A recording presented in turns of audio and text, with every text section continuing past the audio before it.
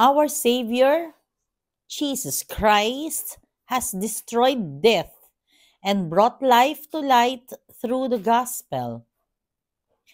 I will rejoice in your salvation, O Lord.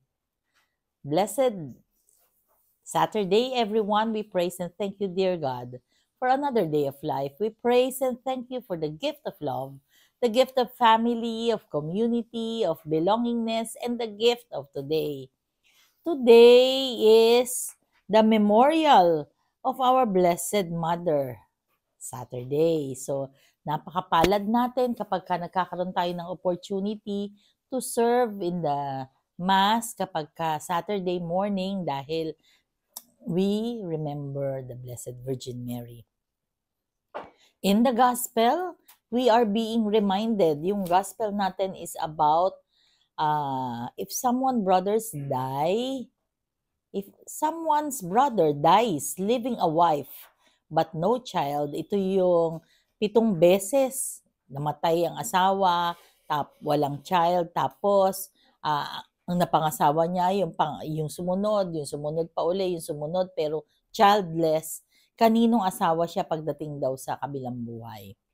Ang paalala sa atin sa Ebanghelyo is pagdating ng kabilang buhay doon sa heaven, wala na raw relationship.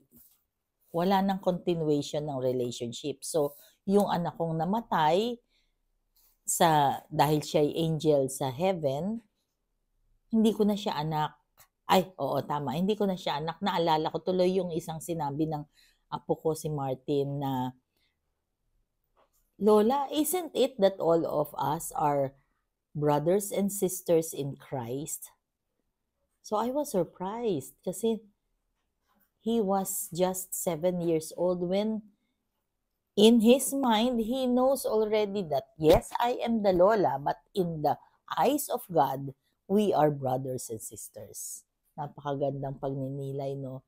Yun ang mangyayari sa atin sa kabilang buhay. That all of us are brothers and sisters. At napakagandang pagnilayan na if we all know that we are brothers and sisters in Christ sa kabilang buhay, dapat ngayon pa lang dito sa buhay natin sa lupa, we treat each other as brothers and sisters. And how is that? Kapag tayo, we treat each other as brothers and sisters or we are friends with each other, ibig sabihin walang nag-aaway, walang nagpapataasan ng ihi, walang nagyayabangan, ibig sabihin nagtutulungan, ibig sabihin nagmamahalan, kahit na ang hirap ng buhay, kahit na hindi naman kita talaga kadugo, hindi kita dinadaya, yung mga nagtitinda dyan, hindi dinadaya yung timbangan, nagtitinda sila ng asukal, nagtitinda sila ng bigas or whatever that is na nanlalamang sa kapwa, you do not do that because you treat each other as brothers and sisters. So yun ang paalala sa Ebanghelyo sa atin sa araw na ito, that in the life that we are looking forward kapag tayo'y nasa langit, sana nga tayo'y mapunta sa langit, we will not anymore continue the relationship here. So kami ni June, magkapatid kami in Christ. Kaya pagdating doon, lahat tayo magkakapatid. Let us pray. Lord God, we are sorry for our sins, either of commission or omission. We pray for healing of those who are sick, those who are requesting for prayers, and those who are praying with us right here, right now. Panginoon, ikaw po ang manguna sa lahat ng aming mga gawain. Be with us always and in always, Lord God. Without you, we are nothing, so please stay with us. Lord Jesus, ang lahat ng ito ay samot dalangin namin sa matamis na pangalan ni Birheng Maria. Amen.